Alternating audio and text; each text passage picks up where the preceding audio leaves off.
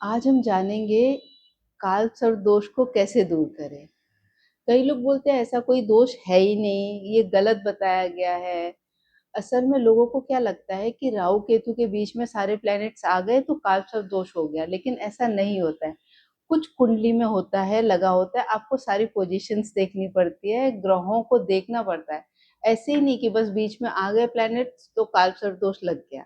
आप जीवन में देखोगे, यदि कोई लंबी बीमारी चल रही है और कोई बीमारी ऐसी है जो पकड़ में ही नहीं आ रही और तबीयत खराब रहती है, आपके हर काम में बाधा आती है, परेशानी आ रही है, कहीं ना कहीं रुकावट आ रही है, चाहे आप नौकरी कर रहे हैं, बिजनेस कर रहे हैं, कोई भी कार्य क्षेत्र है, आपको समझ ही नहीं आ रहा भाई लोगों के काम तो बन जाते हैं, मेरे काम क्यों नहीं बन रहे, मेरे मुझे नौकरी मिलने में इतनी तकलीफ क्यों, और मिल भी गई तो इतनी सारी परेशानियां और बाधाएं क्यों, और मेरा बिजनेस चलने में इतनी बाधाएं क्यों, परेशानियां कि लोगों का तो स्मूथली चल रहा है।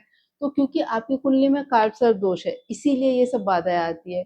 और ऐसे रोग हो जाते हैं जिनका कोई पता ही नहीं लगता कि भाई ये रोग कौन सा है, कैसे ठीक होगा, उसकी कोई दवाई नहीं मिलती है और रोग लगा रहता है और लंबे टाइम तक चलता रहता है ये रोग।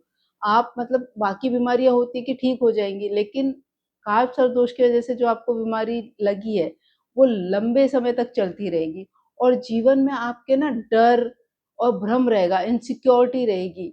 आप हमेशा भय में रहोगे कि आगे क्या होगा, कुछ ना कुछ डर लगा रहेगा। और जब कालसर्प दोष दूर होता है तो आपका जो भ्रम है वो खत्म हो जाएगा, आप निडर बन जाओगे, साहसी बन जाओगे, आपके काम में जो बाधाएं आ रही थी वो हट जाएंगी, आपके काम स्मूथली बनने लगेंगे, आपके जो रोग पकड़ में नहीं आ रहे थे वो रोग पकड़ में आ जाएंगे और आप स्वस्थ हो जाओगे। सुख समृद्धि आपकी बढ़ने लग जाएगी क्योंकि ये सारी बाधाएं परेशानियां दूर होगी। तो आपको करना क्या है, आप किसी भी पूजा की शॉप पे जाओगे ना, जहाँ पूजा का सामान मिलता है और हवन का सामान मिलता है, तो वहां से आपको एक नागर मोता लेना है। नागर मोता आप उनसे बोलोगे आपको दे देंगे, हवन में इस्तेमाल होता है वो।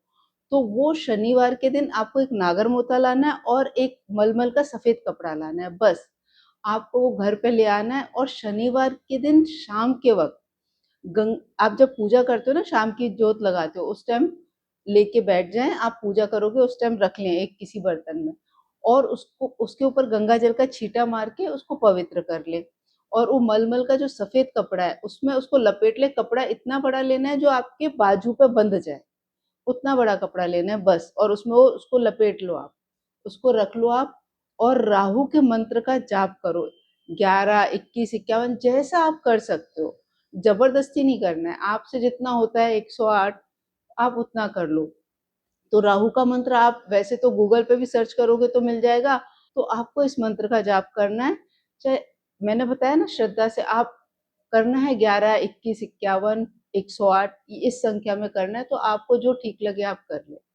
और फिर ये मंत्र का जाप करके उसको पवित्र करके आप अपने सीधे हाथ, राइट हैंड के बाजू पे बांध ले आप, और उसको बंधा रहने दे। और आप इसे बदल भी सकते हो, खराब हो गया तब आप फिर से बदल लें। तो इस तरीके से आप उसको बांध के रखे, आपको तुरंत मतलब आप देखोगे कि आपके 2 महीने के अंदर ही काम बनने लग गए हैं, आपकी परेशानियां दूर होती जा रही है, बाधा हटती जा रही है। तो आपको पता लगेगा कि ये जो दोष है बड़ा खतरनाक होता है, जो राहु केतु का दोष लग जाता है कालसर्प, बहुत खतरनाक होता है। और फिर स्मूथली आपके काम बनते चले जा रहे हैं, और फिर आप इसे कभी छोड़ोगे नहीं, आप हमेशा बांध के रखोगे, इतना अच्छा फल है इसका।